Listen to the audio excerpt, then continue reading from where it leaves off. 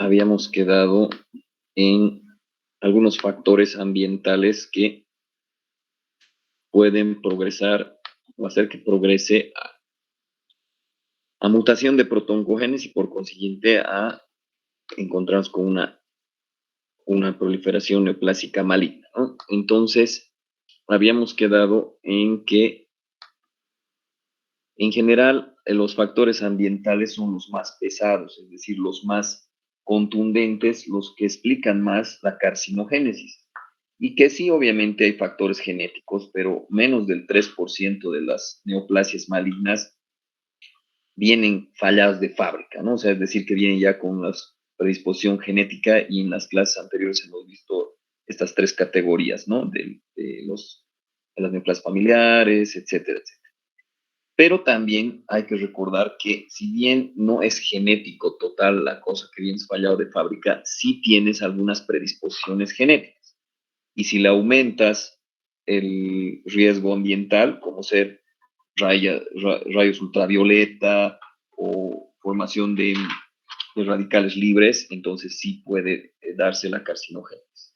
Y habíamos quedado que los tumores se han vinculado a la exposición, por ejemplo, de rayos X o radiación ionizante, como por ejemplo el cáncer de piel, las leucemias y los linfomas. Leucemia y linfoma es prácticamente lo mismo, por si acaso. Cáncer en la sangre se llama leucemia. O sea, cuando no hay una OMA, cuando no hay una masa, a la proliferación descontrolada, con mutaciones de protoncogen de los leucocitos, se llama leucemia. Pero cuando hace una masa, un OMA, se llama linfoma. En general, se pone, cuando se diagnostica esto, leucemia-linfoma o linfoma-leucemia, dependiendo las fases, ¿no? Podría ser que un linfoma todavía no tenga la fase de leucemia, es decir, que no esté diseminado en la sangre periférica, o al revés, que esté diseminado en la sangre periférica y todavía no haya hecho una masa o tumor.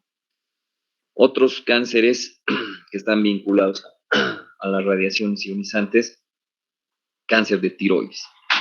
Por muchas generaciones después de la bomba de Hiroshima, los japoneses han tenido aumento de la incidencia de cáncer de tiroides. Y también esto lo habíamos tocado al principio de las clases en los tumores sincrónicos y metacrónicos, ya que algunas veces te dan radioterapia para tu cáncer, pero no es un acelerador lineal de última generación, es un acelerador lineal que ya no sirve y en vez de que irradie solo el tumor, irradia a otros lados, te puede producir cáncer de tiroides, ¿no? Otro que tiene que ver con estas radiaciones ionizantes, el osteosarcoma, pero más que todo esto es por el fósforo que se usaba al pintar los relojes antiguos. Ahora esto no tiene mucha relevancia porque en realidad relojes, pocos usan porque todo se ha vuelto tu celular, ¿no? Y los antiguos relojes, para que sean fosforescentes y en la noche brillen los numeritos y demás, usaban esta tinción de radioactiva que aumentaba el osteosarcoma, pero eso como manera de anécdota, porque ya no hay eso. El uranio en cáncer de pulmón, pero esto es más raro, ¿no? O sea, conseguir uranio, complicado, aunque parece que se ha dicho que en la parte de el altiplano podría existir, nosotros contar con uranio, ¿no? Pero ojalá que no, porque en realidad para manejar el uranio y tener una responsabilidad sobre esto, es importante tener mucho conocimiento, ¿no? Entonces, no digo que vayamos a hacer bombas nucleares, ¿no? Pero digamos, para beneficiarnos del uranio en plantas generadoras de electricidad y cosas así, ¿no? El angiosarcoma hepático no tanto con el rayo X en realidad en sí, sino con el contraste que se usaba, el torotrast, era un contraste que se usaba, ahora ya no se usa, entonces a manera de anécdota, ¿no? Esto producía angiosarcomas hepáticos. A ver, ¿cómo se activan los protoncogenes para convertirse en oncogenes? En realidad, ¿cómo se activan o cómo mutan, ¿no? Entonces, puede ser por una mutación puntual, puede ser por amplificación de un grupo de genes o de un gen, puede ser por reordenamiento de cromosomas o puede ser por inserción directa de una secuencia genómica, como en el caso del BPH. Mutación puntual, por ejemplo, el gen RAS, y esto se da en los cánceres de pulmón, de intestino grueso y de páncreas. Amplificación de genes, o sea, sobreexpresión. Eso quiere decir que en realidad el gen está normal, no ha habido cambio, pero la expresión de ese gen, que probablemente va a dar una proteína y esa proteína va a dar una actividad, está amplificada, es decir, está repetida varias veces. En vez de solo leer una vez, se lee varias veces, lo que consecuentemente da más síntesis de proteínas y esa proteína activa algo, ¿no? Eso es en lo que hemos visto en los llamados protoncogenes, como por ejemplo el CEMIC en el neuroblastoma, y a la vez este CEMIC es un factor pronóstico y predictivo. Valga la redundancia porque hay preguntas en el examen teórico y práctico de esto. Primero que nada, ¿el neuroblastoma es benigno o es maligno? ¿Cómo es? ¿Qué habíamos dicho según la nomenclatura? Neuroblastoma. ¿Benigno o maligno?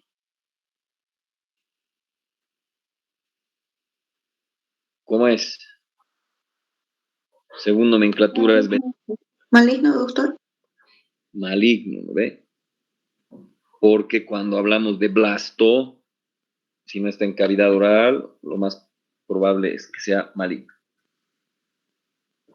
¿Y qué es un factor predictivo y qué es un factor pronóstico? Un factor pronóstico es cuando no le hago nada al tumor y con las variables me dice se va a morir, no se va a morir en tantos meses, etc. Pero cuando hablo de un valor predictivo es que utilizo un medicamento para predecir la respuesta al tumor, es decir, predigo que se va a curar o no se va a curar el paciente. Ya lo hemos visto este ejemplo con cáncer de mama, estrógeno progesterona positivo y HER2 negativo, y al revés, ¿no ve? Estrógeno progesterona negativo y HER2 positivo, ¿no? Uno es de peor valor pronóstico, pero de mejor valor predictivo, y al revés. El que es de mejor valor pronóstico, el más parecido al tejido de origen, es estrógeno progesterona positivo y HER2 negativo. Eso ya lo hemos visto en anteriores clases, ¿no?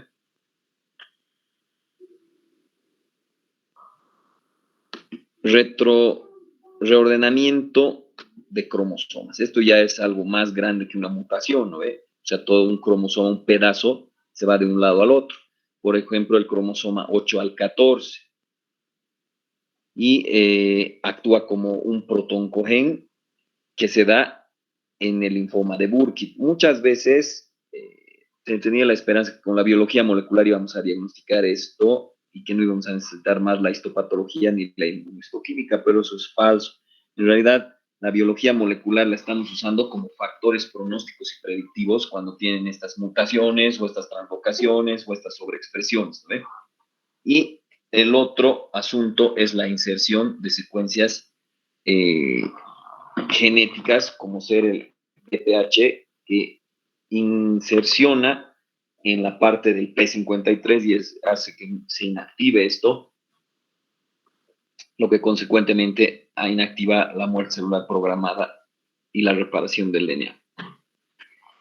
Hay uno que se llama el cromosoma Filadelfia.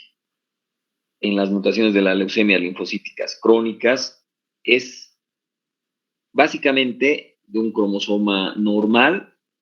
Tenemos el cromosoma 22, hay una ruptura cromosómica y pasa, ¿no? Una translocación al cromosoma 9, que se rompe la parte del ABL, de aquí abajito, se le viene la parte del cromosoma 22, que es el BCR. Eso es el cromosoma 22 alterado, el cromosoma Filadelfia.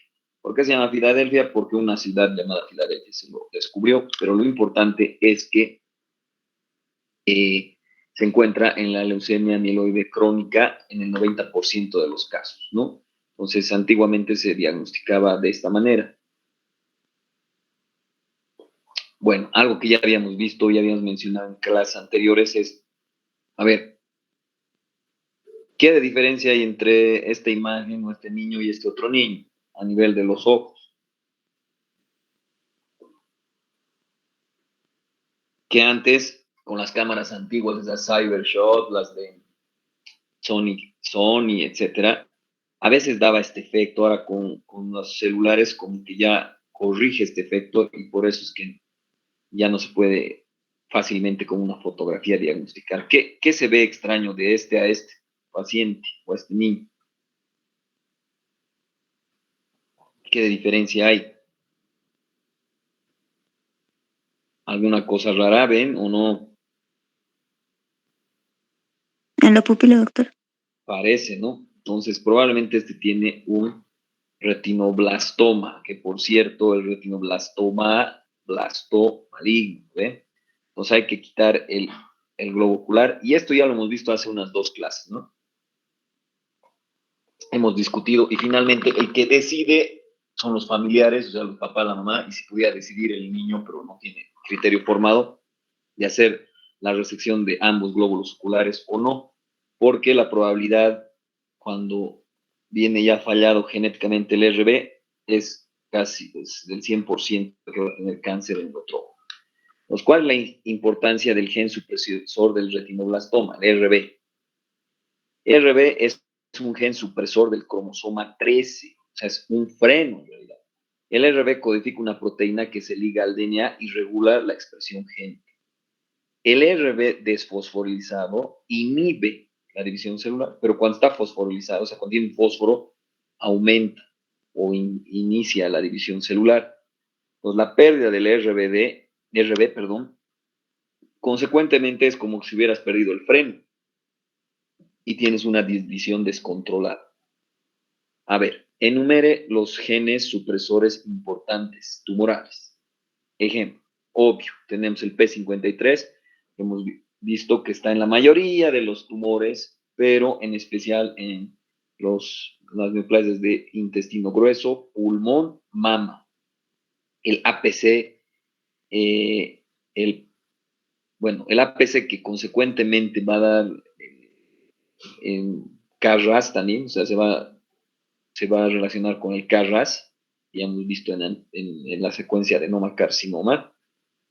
Va a darse en la poliposis adenomatosa familiar, en el síndrome de Garner. Síndrome de Garner también tiene poliposis, o sea, se asocia al poliposis, osteomas, quistes epidérmicos y fibromatosis. O sea, este ya viene fallado de fábrica, ¿no? Pero además de los pólipos que tienes en la poliposis adenomatosa, en la poliposis adenomatosa familiar, se asocia a osteomas, o sea, neoplasias benignas de hueso, a quistes epidérmicos y a fibromatosis. También tenemos la neurofibromatosis de tipo 1 y tipo 2, obviamente la NF1 a la tipo 1 y la NF2 a neuromas bilaterales del nervio óptico. Y aquí tenemos la supresión del WT1, que se da en los tumores de Wilms.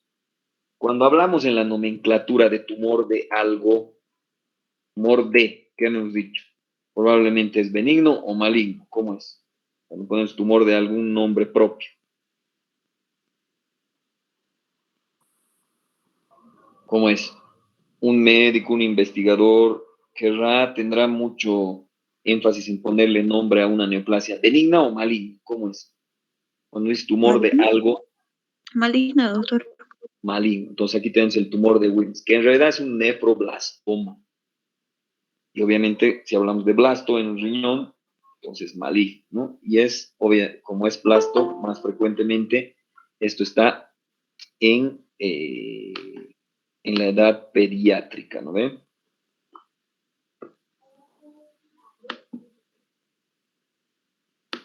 Bueno.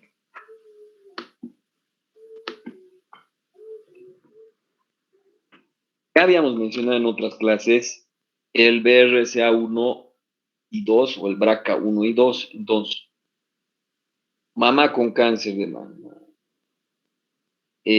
abuela con cáncer de mama, eh, hermana con cáncer de mama, probablemente tienen alteraciones el BRCA1 y BRCA2, y lo que hay que hacer es realmente una cirugía profiláctica, es decir, no hay que esperar a que tengan cáncer de mama, sino quitar ya hacer una mastectomía radical modificada y puede ser con una reconstrucción incluso y poner unas prótesis, no hay problema. En México, como que dice, en casa de Herrero, cuchillo de palo, habría un médico súper capo, el doctor Padilla, que operaba a 5 manos, creo, porque llegaba transoperatorio 1, transoperatorio 2, transoperatorio 3, así, del mismo paciente o del mismo doctor y en salas diferentes. Yo no sabía cómo estaba operando en varias salas, pero dice, echa la ley, o hazte de fama y échate en cara. Entonces, sus ayucos estaban operando en las demás salas y él tenía tiempo hasta venir a patología a ver el transoperatorio. Entonces, este doctor, curiosamente, su esposa con cáncer de mama, su hija mayor con cáncer de mama, la abuela de sus hijos con cáncer de mama, y nunca se le ocurrió hacer BRCA 1 y BRCA 2 y finalmente salió. Y su hija menor no le importó y bien hecho, hizo una mastectomía radical modificada y una reconstrucción.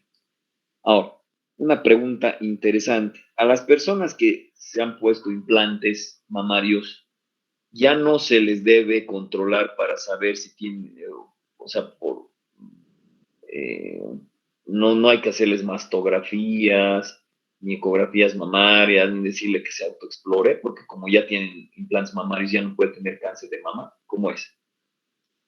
Pacientes con implantes, ¿se les debe o no se les debe dar las mismas recomendaciones que a los otros pacientes para prevenir el cáncer de mama? ¿Cómo será?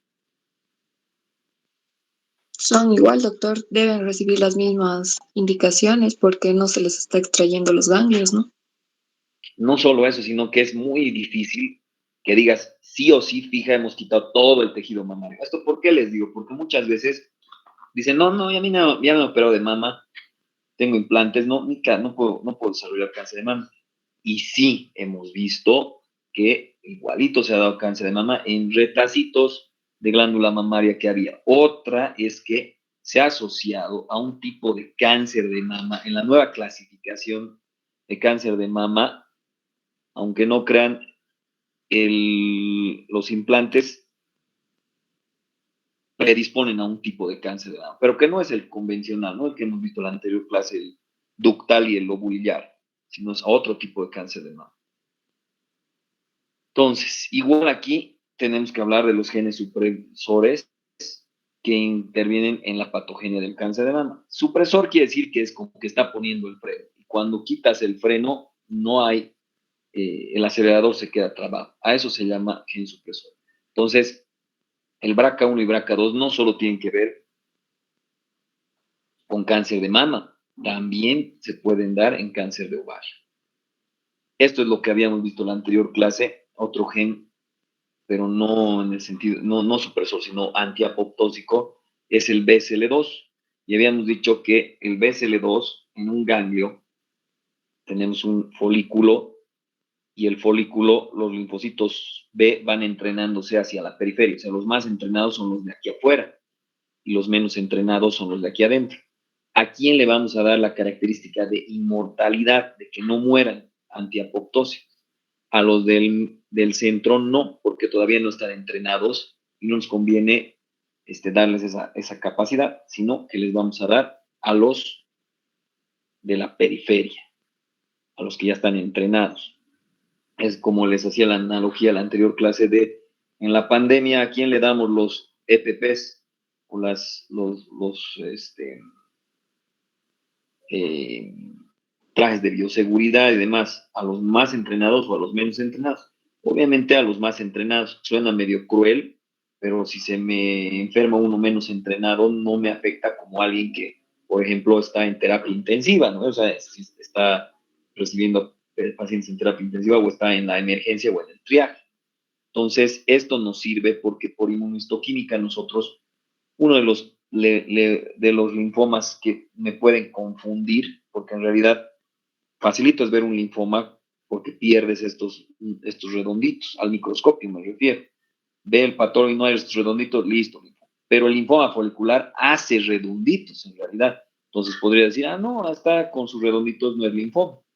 Entonces yo le hago inmunohistoquímica BCL2 y en vez de marcar aquí me marca aquí una tinción anómala, entonces ya me está diciendo que hay algo raro, porque no debería estar activado el gen antiapoptósico y la proteína BCL2. Eso es lo que habíamos visto en la anterior clase. Cite dos ejemplos donde los defectos en la apoptosis contribuyan al desarrollo de las neoplasias. Obviamente, lo que acabamos de decir, BCL2, que es un antiapoptósico, ¿no? Y también hay que mencionar el VAX y el VAC, eso, pero no lo vamos a tomar, no lo vamos a ver con detalle porque ya lo han visto en adaptaciones celulares, lesión y muerte celular, ahí lo han mencionado, genes antiapoptósicos y proapoptósicos que generan proteínas anti y proapoptósicas. Entonces, el que les había mencionado, el linfoma folicular, que si yo veo redonditos, digo, ah, no, no es linfoma, pero me podría estar engañando porque el linfoma folicular es que hace redonditos. ¿Cómo me doy cuenta? Pidiéndole BCL2 y viendo que no marca donde debería marcar. Si marca en el centro, es algo raro. En la leucemia linfocítica crónica también hay esta activación, o bueno, esta falta de apoptosis. Y por consiguiente, esta leucemia linfocítica crónica, que por cierto, ahorita ya sabemos por qué se llama leucemia, porque no está haciendo una masa, no está haciendo una masa en otro lado, sino que está dispersa por la sangre, pues se acumula, estas células se acumulan en ganglios, en médula, en sangre periférica. Pero como no hacen todavía una masa, una bola, entonces no le podemos llamar linfoma. ¿Cómo reacciona el huésped ante una neoplasia? Hemos dicho que todos los días producimos mutaciones por radicales libres, por luz ultravioleta, etc. Pero tenemos puntos de control, digamos G01, antes de pasar a S, digamos, en el ciclo celular y G02, antes de pasar a M, donde se intenta reparar el DNA y si no se puede reparar el DNA, lo mandamos a apoptosis. Pero todavía, digamos que se nos ha pasado, ha engañado a la apoptosis incluso, no solo queda ahí. Una vez que la célula está mutada, no ha podido reparar el DNA o mandar la apoptosis, el sistema inmunitario también nos ayuda.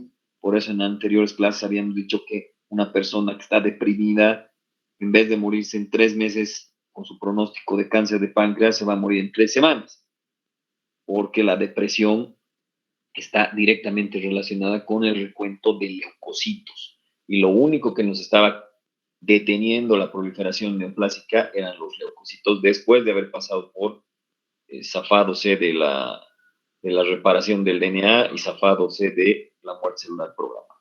Entonces, además de lo allá mencionado, la reacción local, digamos, del huésped es la desmoplasia. Ya habíamos hablado de la desmoplasia. Es esa fibrosis, esa cicatrización alrededor del tumor que se da por proliferación descontrolada y generalmente no hay suficiente angiogénesis, entonces hay isquemia, entonces hay necrosis y esa necrosis es removida por la inflamación y sustituida por un tejido fibroconectivo. Y la reacción sistémica es la que les he dicho, ¿no? La que acabo de hablar, que es la respuesta inmunitaria.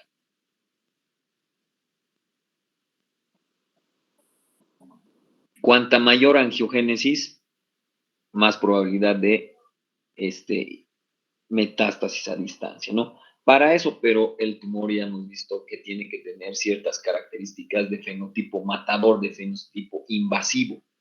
Y ahorita vamos a hablar de eso. Entonces, tenemos CD31, CD34, otros CDs, no se usa tanto el CD105, el CD146, para evidenciar los vasos sanguíneos. ¿De qué me sirve esto? Como en la anterior clase hemos dicho, no tengo que darle un cáncer de triple negativo de mama. ¿Cuál es el triple negativo? El que no come estrógeno progesterona, el que el HER2-Neu tampoco jala porque es negativo o no está sobreexpresado, y no tengo que darle, pero sé que tiene muchos vasos porque tiene mucha angiogénesis. Entonces hay un antiangiogénico que se llama bevacizumab. Por si acaso, alguien me había preguntado, que no me acuerdo si es en clase teórico-práctica,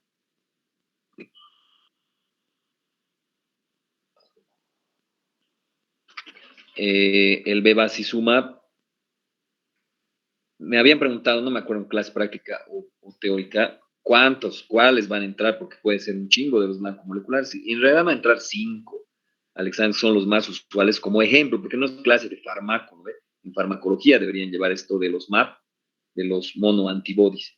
Pero uno es el HER2-Neu, que el anti-HER2-Neu, el MAP, es el trastuzumab. Otro es el anti-CD20 para los linfomas B, que es el rituximab. Otro es el antiangiogénico, bevacizumab. Uno más vamos a hablar, que es cuando estemos hablando de los linfomas T, CD30 positivo, o sea, el anti-CD30, que es el brentuximab. Y otro, el infliximab, que es el antifactor de necrosis tumoral, pero este antifactor de necrosis tumoral ha salido el tiro por la culata, porque tiene mayor riesgo. Este medicamento, si bien va contra el factor de necrosis tumoral, puede producir o incidir en que se produzca otros tipos de cáncer. Pero volviendo a lo que estamos viendo aquí, tiene muchos vasos, no tengo otro blanco molecular, puedo ir tras de sus vasos con un MAP anti-CD31 o CD34. Entonces aquí ya hemos respondido de varias maneras y varias clases anteriores hemos hablado de la angiogénesis. ¿Qué importancia tiene la angiogénesis y cómo las células neoplásicas la estimulan? La importancia de la angiogénesis obviamente es eso. Si un tumor tiene capacidad de producir angiogénesis, es más probable de que sea maligno. Es lo que estamos viendo en las clases prácticas de esta semana y de la anterior, que ya con algunos, para la práctica. ¿Cómo nos damos cuenta si una neoplasia es benigna o maligna en un tumor borderline? Pues una de las maneras, puedes saber que inclina la balanza hacia maligno, es determinar cuántos vasos hay. Si hay muchos vasos, obviamente inclina la balanza hacia maligno. No quiere decir que si hay muchos vasos ya fija que es maligno. Eso no. Tampoco con el Ki-67, ¿no ve? Si tiene muchas divisiones celulares, no es que sea maligno, pero inclina la balanza a que sea maligno. Entonces, esa es la importancia de la angiogénesis. Y obviamente la antiangiogénesis nos brinda otra terapia blanco molecular que no es en sí que va a ir a matar al propio tumor, a la propia célula neoplásica maligna, pero sí puedes matar a los vasos que lo alimentan. Obviamente aquí hay que tomar previsiones si vas a operar al paciente, porque ya sabemos que la curación y reparación de las heridas produce angiogénesis. ¿Qué quiere decir eso? Que si le vas a volar el tumor quirúrgicamente, no le vas a poder dar rapidito antiangiogénicos. ¿Por qué? Porque impedirías la curación y reparación de las heridas y te sangraría, heredaría esencias de sutura, etcétera, etcétera. Entonces, esto hay que planificarlo bien como una terapia blanco molecular alternativa, ¿no? Entonces, los aportes nutricionales y de oxígeno vienen por los vasos sanguíneos. Igual la célula neoplásica necesita de esto para sobrevivir. Y es por eso que engaña al organismo con secretando factores de crecimiento o factores también, mediadores químicos. Eso ya se ha visto en la parte de inflamación, que algunos mediadores químicos tienen hasta efecto pleiotrópico. ¿Qué quiere decir eso? Que en un lugar hacen una cosa y en otro otra. Por ejemplo, la histamina, ¿qué hace a nivel del vaso sanguíneo, del músculo de los vasos arteriales? ¿Qué hace la histamina ahí?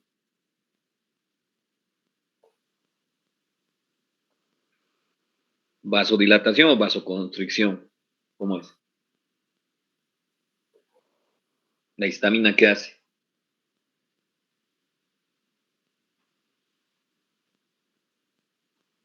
Ojo, que ojalá sea porque les da hueva o flojera responder, que no responden, porque en el examen, cuidado que me digan, pero eso ya lo habíamos llevado, ¿por qué ha entrado en este examen? Porque todo es un hilar de conocimientos y no es que solo vamos a llevar esta partecita porque solo está en el libro en ese tema esto. O sea, existe y han visto conceptos como hiperplasia, como metaplasia, como inflamación, mediadores químicos que tienen ahora que ver con esto. Por ejemplo, el factor de crecimiento derivado de plaquetas o el factor de crecimiento beta son sustancias que pueden producir angiogénesis y que tienen que ver con la respuesta inflamatoria.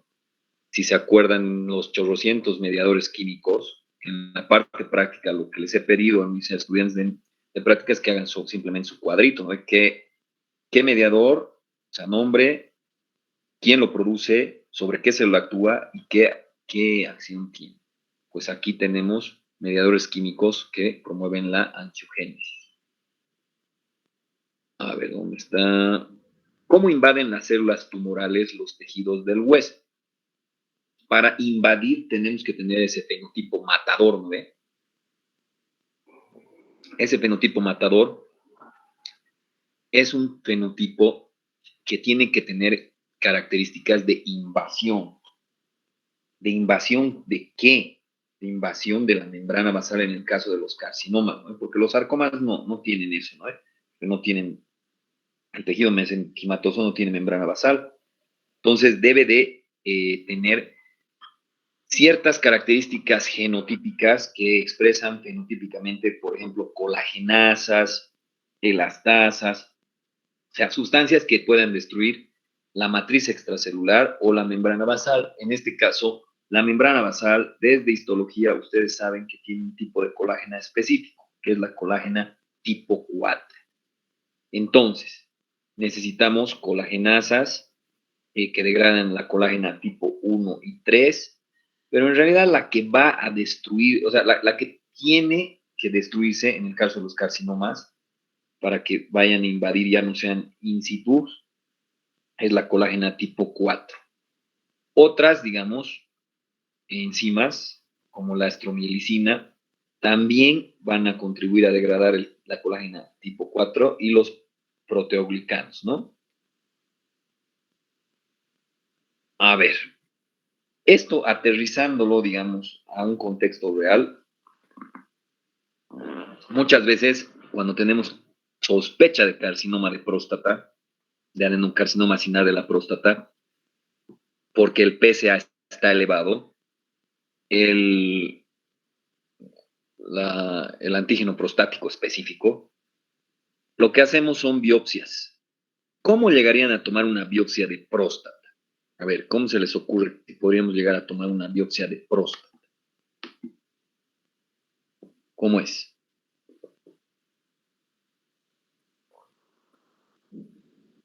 ¿Por dónde llegaríamos a la próstata? Anatomía, nomás esto es simple. ¿Con qué relaciones anatómicas tiene la próstata? Y a grandes rasgos estoy preguntando. ¿Cómo es? ¿Con qué se relaciona la próstata? ¿Alguna idea? O, a ver, en semiología, ¿a través de qué se explora la próstata? ¿Cómo es? ¿Cómo exploran la próstata?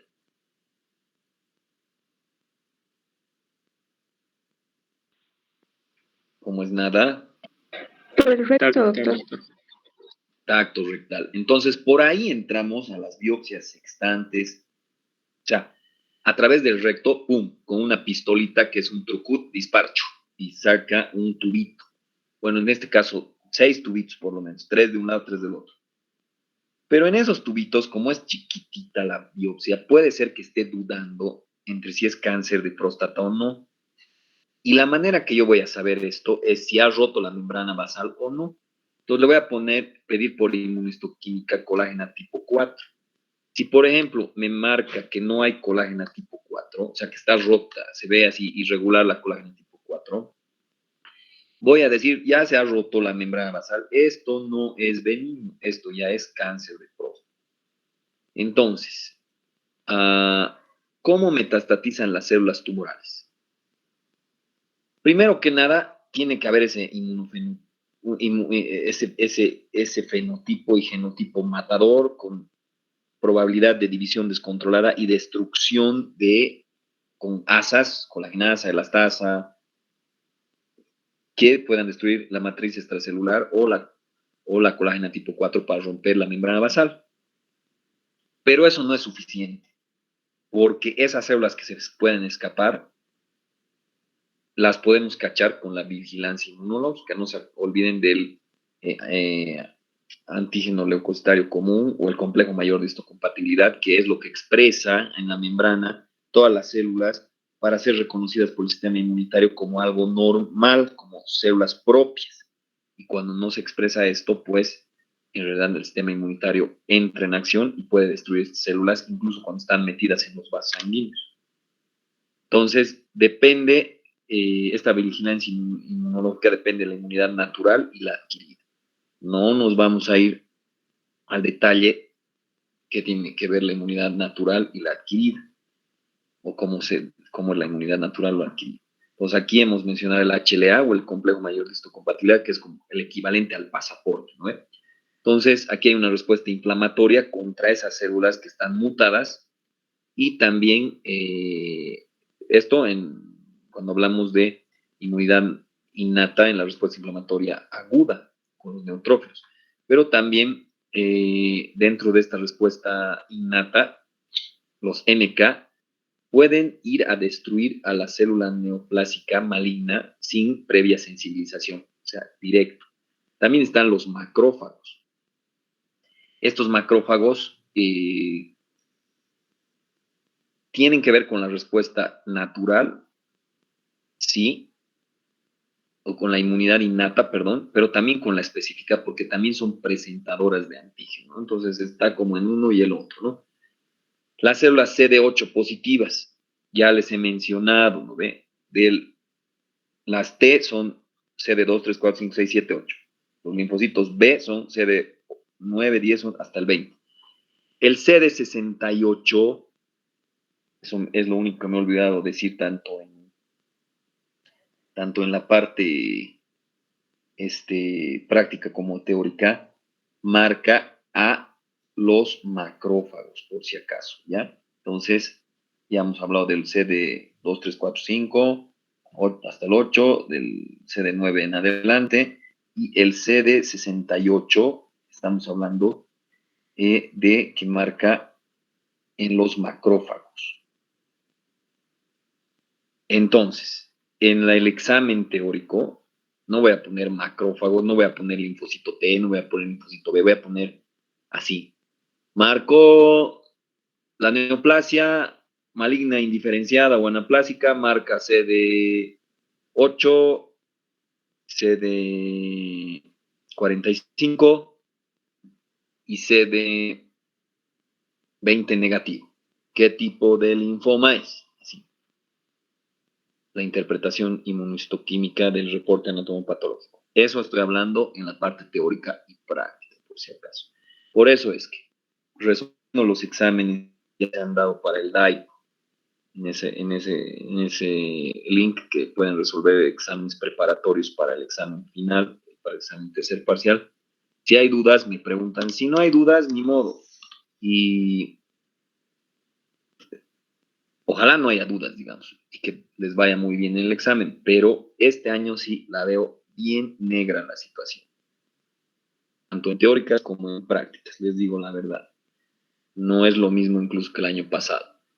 Entonces, va a haber seguramente tragedias en el examen teórico. Estoy seguro de eso, ya me anticipo. ¿Por qué? Porque no veo mucho interés, digamos, en esta parte. Tal vez no se ha expuesto qué tan importante es y cómo se aterriza esto con un paciente real. Pero eso no quiere decir que el examen va a cambiar en su nivel de complejidad. Entonces, ustedes son los que tienen que exprimirme cuando no entienden algo, cuando hay algún conflicto cognitivo, etcétera, etcétera. Si pretenden aprobar, digamos, que viendo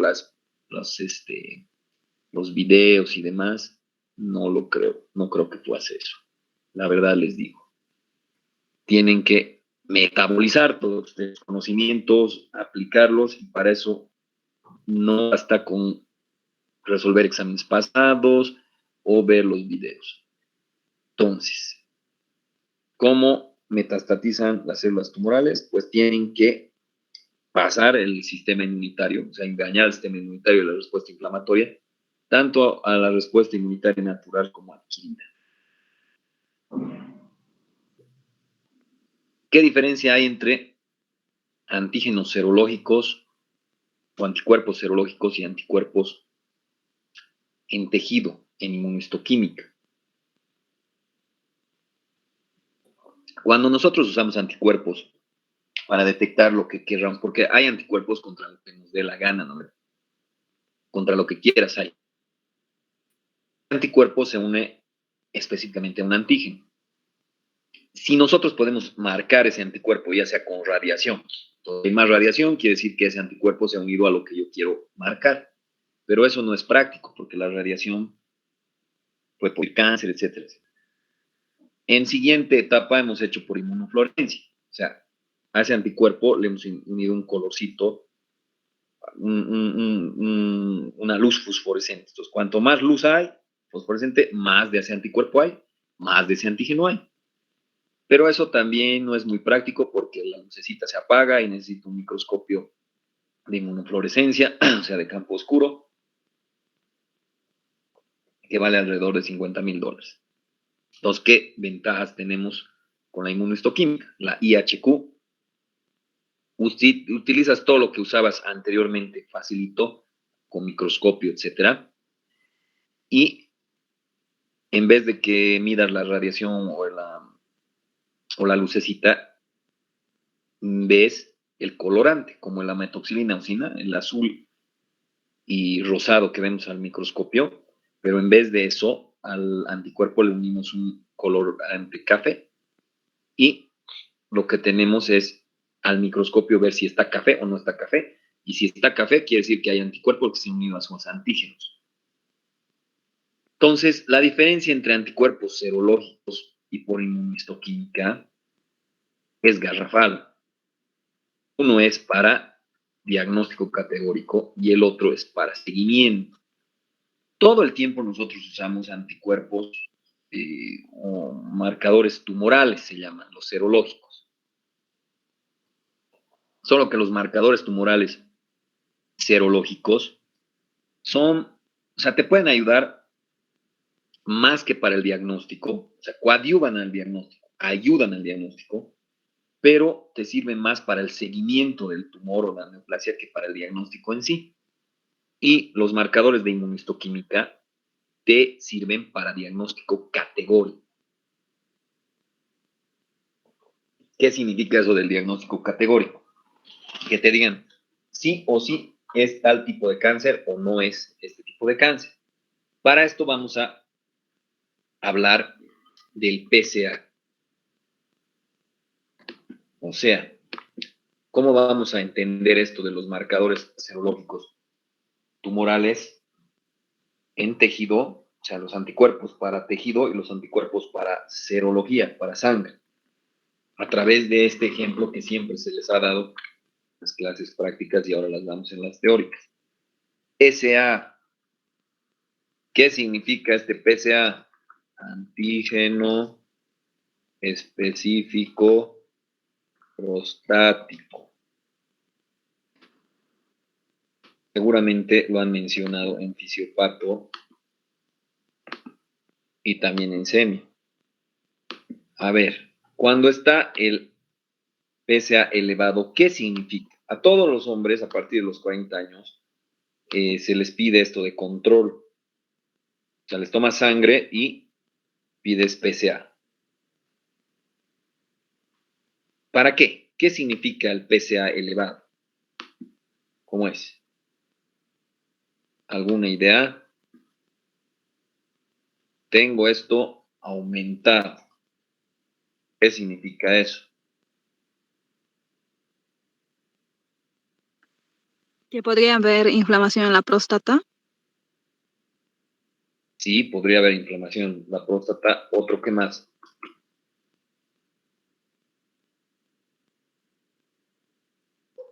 Hiperplasia prostática. Sí, puede haber hiperplasia prostática, puede haber prostatitis, ¿no ven?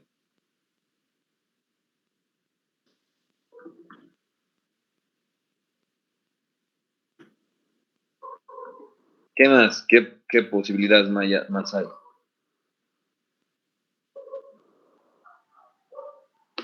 Si está aumentado el PSA. ¿Por qué podría estar aumentado el PSA? Hiperplasia, prostatitis, ¿qué más? ¿Podría estar elevado en cáncer o no? Sí. Ya. Entonces, sea de cáncer de próstata. Entonces, el hecho de que te pidan un examen de sangre y esté elevado, porque también se puede elevar, por si acaso, si han tenido relaciones sexuales los hombres 24 a 48 horas antes. También se puede elevar por tacto rectal. También se puede elevar porque has manejado moto o has cabalgado en caballo. Entonces, el hecho de que suba el PSA no diagnostica nada, pero puede ayudar o coadyuvar, a un diagnóstico o no. ¿Cómo es?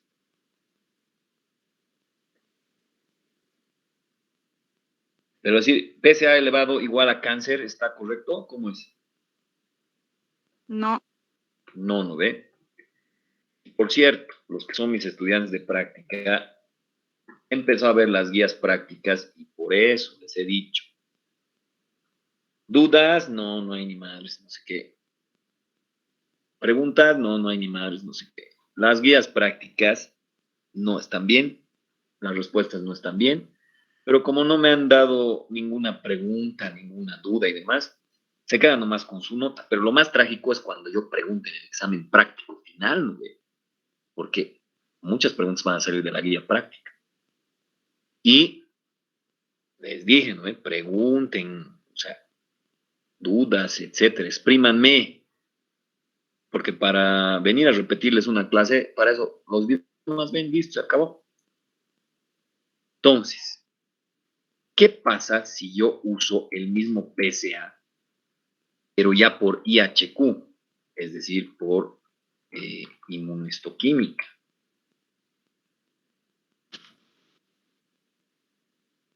Es decir, agarro y en vez de sacar sangre, lo que hago es usar el antígeno prostático específico, pero ya en un tumor que no sé de dónde viene, que está en vértebra, en el hueso, y es una neoplasia maligna indiferenciada. Pero este PSA lo marco por inmunohistoquímica y sale positivo. Positivo en tumor anaplásico en hueso. ¿Qué significa eso? Me toman una biopsia de hueso que es totalmente mutada, es así horrible, tiene está pleomórfica, no se puede decir de qué estirpe y origen, pero le pido citoqueratina, me sale positivo y PSA positivo más. ¿Qué significa esto? ¿Cómo es? Esa neoplasia maligna indiferenciada en hueso, ¿es primaria de hueso o es secundaria? ¿O es metastásica lo mismo? ¿Cómo es? Yo sería una metastásica. Sí. ¿Metástasis de qué? Si es PSA positivo. Del cáncer prostático. Exacto. Aquí la inmunohistoquímica ha sido determinante, o sea, no hay tutía, te dice que es una u otra. Pero en el caso de tomarle sangre nomás y buscar el antígeno específico prostático, no es así. O sea, te está diciendo que podría ser hiperplasia, que podría ser prostatitis, que podría ser cáncer de próstata. Ahora, lo que les decía al principio, los marcadores serológicos tumorales son más te ayudan más para el seguimiento que para el diagnóstico. Por ejemplo, si ya le hemos volado la próstata y le hemos volado la metástasis de cáncer de próstata, ¿qué deberíamos esperar? Que si le tomamos sangre a los 2 meses, así, o a las semanas, ¿qué debería pasar con el PSA que está circulando en la sangre si ya hemos volado la próstata con cáncer y la metástasis? ¿Debería elevarse o debería bajar? Debería disminuir. Debería disminuir. Entonces, a eso es lo que me refiero con que aquí, por inmunohistoquímica, los anticuerpos son determinantes categóricos, me pueden dar diagnóstico categórico, me pueden dar pronóstico, me pueden dar tratamiento, y los anticuerpos serológicos no son tanto para diagnóstico, sino que son más para tipo de seguimiento. Obviamente que si tú agarras y te digo, tienes un paciente de 68 años con hematuria, con nicturia, con palpación de la próstata agrandada, no dolorosa, dura, adherido a planos profundos y el PSA 10 veces elevado, ¿cuál va a ser la hipótesis diagnóstica? Cáncer. Cáncer. Pero si te cambio solo la edad, tiene 20 años, tiene lo mismo, tiene nicturia, tiene hematuria, tiene agrandamiento de la próstata, tal vez esta vez solo cambiaría que es dolorosa y el PSA está 10 veces elevado. ¿Qué hipótesis diagnóstica me darían? Es más probable que sea prostatitis. Exacto. Fíjense cómo en tu razonamiento clínico lo único que ha cambiado, ha variado, es tu edad, pero ya ha cambiado todos. Entonces, el anticuerpo, o sea, el anticuerpo en el caso serológico no puede ser tomado categóricamente para un diagnóstico X o Y, sino que coadyuva. Pero si usamos el anticuerpo en tejido, es o blanco o negro nomás. Entonces, que sale citoceratina positivo, quiere decir que es carcinoma. Ahora, ¿de dónde? Sale PSA positivo, de próstata. Entonces, ese es lo básico, digamos, entre determinar los marcadores tumorales serológicos de los por inmunohistoquímica. Entonces, ¿qué son los marcadores tumorales? Sustancias secretadas por las neoplasias se pueden clasificar como glucoproteínas, por ejemplo, las oncofetales como el antígeno carcinoma embrionario, proteínas séricas como la alfa-fetoproteína, enzimas, que finalmente igual las enzimas ya saben que son proteínas, ¿no? Como el lactato deshidrogenasa y el PSA, hormonas como la insulina, la calcitonina, aminas biógenas como el ácido valinilmaldeico, que es un metabolito de la adrenalina o la noradrenalina que se da generalmente en los tumores, en algunos tumores neuroendocrinos, ¿no? Que secretan adrenalina. ¿A qué nos referimos con marcadores tumorales serológicos? ¿Y a qué nos referimos con marcadores tumorales tisulares? Tisulares en tejido, eso es la inmunohistoquímica y es categórica. La serológica es en sangre, en suero, y no es categórica. Más coadyuva en un diagnóstico y más que todo para que el seguimiento, en realidad, ¿no? Relacione los siguientes cuadros. Entonces, aquí está algunos marcadores serológicos con qué tipo de tumores se relacionan. Alfa-fetoproteína con el cáncer hepatocelular. La gonadotrofina coriónica con las neoplasias de células germinales.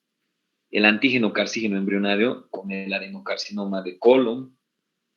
La calcitonina con el cáncer medular de tiroides y el PSA aquí no está, tendría que ser con el de próstata, ¿no? Pero ninguno de estos, o sea, no puedes hacerte un examen de sangre y decir, tengo cáncer de tal cosa. ¿Podría estar elevada toditas estas y no tener cáncer? La respuesta es sí. ¿Podrías tener cáncer de esto, aquí este cuadrado, y no elevar esto? La respuesta es sí. Entonces, no es diagnóstico, es ayuda, coadyuva al diagnóstico, pero no da un diagnóstico categórico en sí y más que todo es cuando ya tienes el diagnóstico, para seguimiento, es decir, para ver que no haya metástasis o recidiva, deberían bajar todas estas. Si siguen subiendo, a pesar de que le has volado la próstata, entonces hay que buscar con una tomografía por todo lado, ver dónde se nos ha ido la metástasis, porque sigue ahí y está secretando todavía ese tipo de sustancias. Efectos locales de un tumor. En general, muchas veces lo que nos hace diagnosticar a una neoplasia es el efecto local, el efecto de masa, por ejemplo.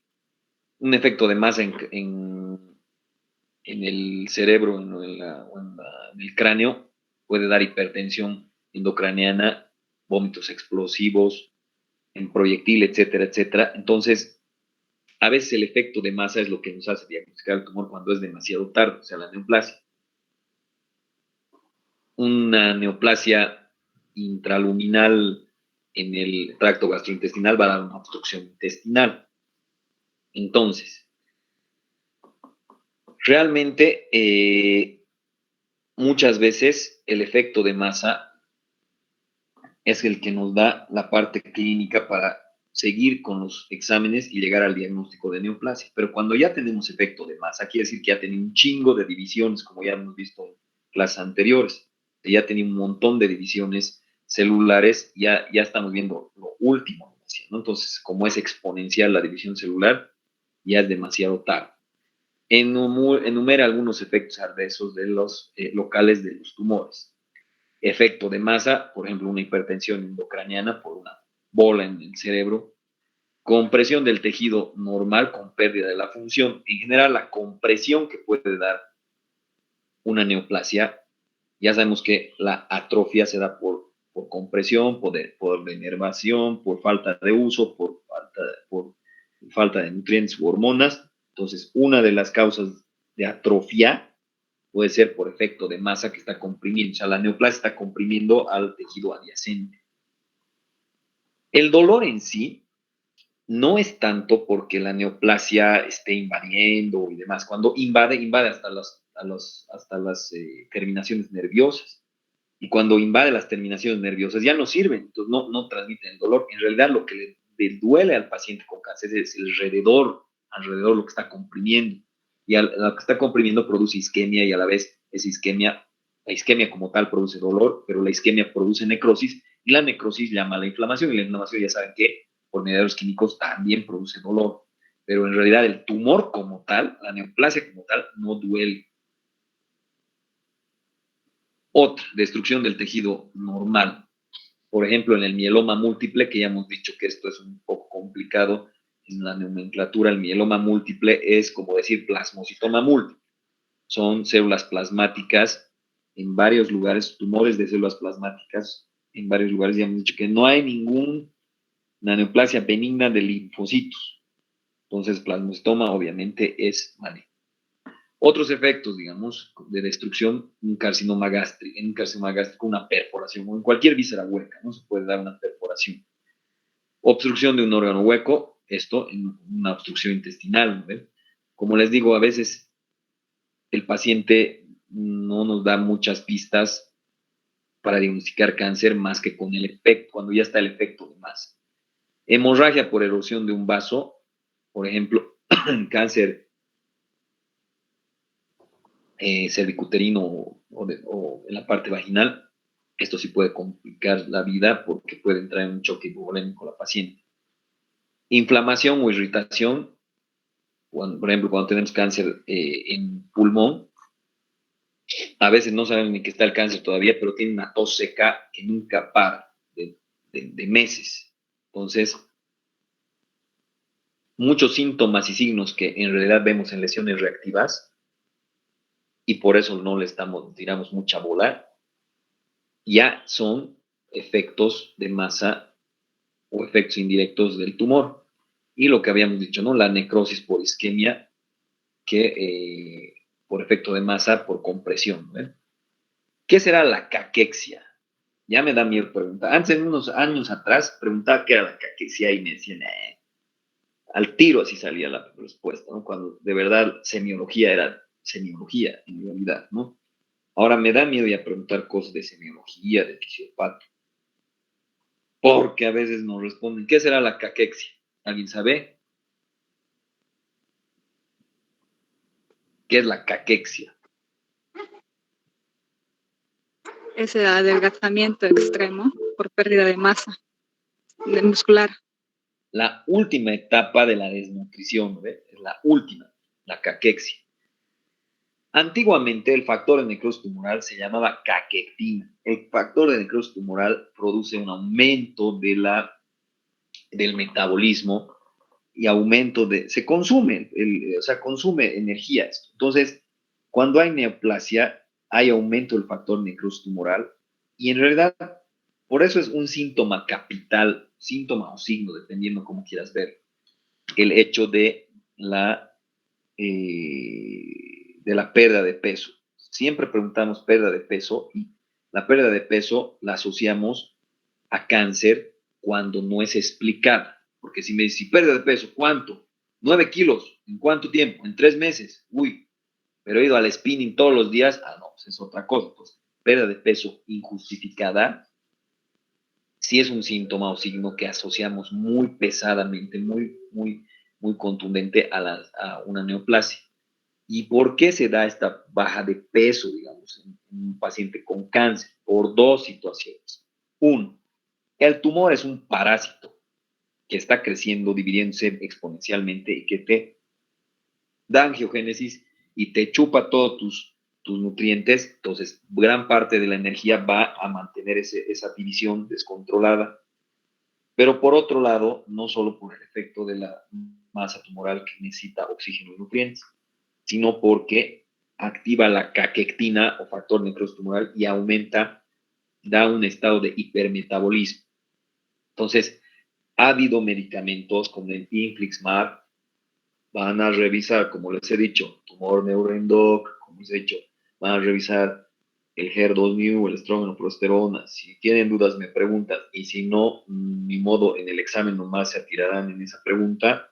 Igual van a buscar del Infliximab, que tiene que ver con el factor necrosis tumoral. Si hay dudas y preguntan, me preguntan. Si no, resuelven nomás a la de Dios el examen, la pregunta que está en el examen. Entonces, se ha intentado con el infliximab tratar de tener un blanco molecular de algunas neoplasias, pero a veces no se ha salido del tiro por la culata. Como les digo, tiene riesgo de producir otras neoplasias. Entonces, enumere algunos efectos sistémicos. Las anteriores hemos visto locales, ¿no? O sea, como efecto de masa, compresión, necrosis, inflamación, dolor. Ahora vamos a ver efectos sistémicos. En este caso, el que habíamos visto, ¿no? Pérdida del apetito, pérdida del peso, de debilidad. En este caso aquí habríamos hablado de la caquexia, también llamada caquectina, el factor necrosis tumoral. En los tumores, en las neoplasias malignas, no es raro que también haya fiebre y sudoraciones nocturnas porque hay una respuesta inflamatoria, una respuesta inmunitaria y a través de la respuesta inmunitaria una inflamatoria al tumor, que acabamos de decir que el sistema inmunitario te protege, ¿no? A través de una respuesta inflamatoria y eso produce mediadores químicos. Pero también me da miedo preguntar, ¿qué mediadores químicos tienen que ver con la fiebre? ¿Alguien sabe? Eso es capítulo inflamación, mediadores químicos de la inflamación. La interleucina 1. Sí, la 6. Y también el factor necrosis tumoral. Entonces, cuidado, que digan, tiene fiebre, debe ser algo infeccioso, entonces no, ni es cáncer, puede ser cáncer, por si acaso. Y ahora, otros que vamos a ver ya la siguiente clase específicos son los síndromes paraneoplásicos. Estos son los que les había contado que son tipo Doctor House, es decir, cosas que no tienen nada que ver, parecieran no tener nada que ver con el tumor, pero son por el tumor mismo, pero por efecto endocrino, es decir, que el tumor, la neoplasia, produce ciertas sustancias que pueden ser hormonas y, por ejemplo, podría un cáncer de pulmón debutar con hipertensión arterial o con síndrome de Cushing. Y todos estamos viendo, es una hipertensión arterial, hay que darle diuréticos que disminuya la sal y hay que darles inhibidores de la ECA y listo. Sin embargo, el paciente ya tiene un síndrome paraneoplásico por un cáncer de pulmón. Entonces, ¿qué es la caquexia? Pérdida de peso corporal, último estado de desnutrición asociada a debilidad y agotamiento. ¿Por qué se da esto? Tumores son parásitos, ¿no? Nos roban energía. Los tumores pueden inhibir la nutrición, ejemplo, el cáncer de esófago. Obviamente que si no puedes comer, bajas de peso, eso es muy obvio. Pero también secretan sustancias como el factor necrosis tumoral que inducen el catabolismo y la pérdida de tejidos grasos y musculares porque aumentan, dentro del metabolismo, aumentan el catabolismo. ¿Ver? ¿Qué son los síndromes paraneoplásicos? Con eso ya terminamos.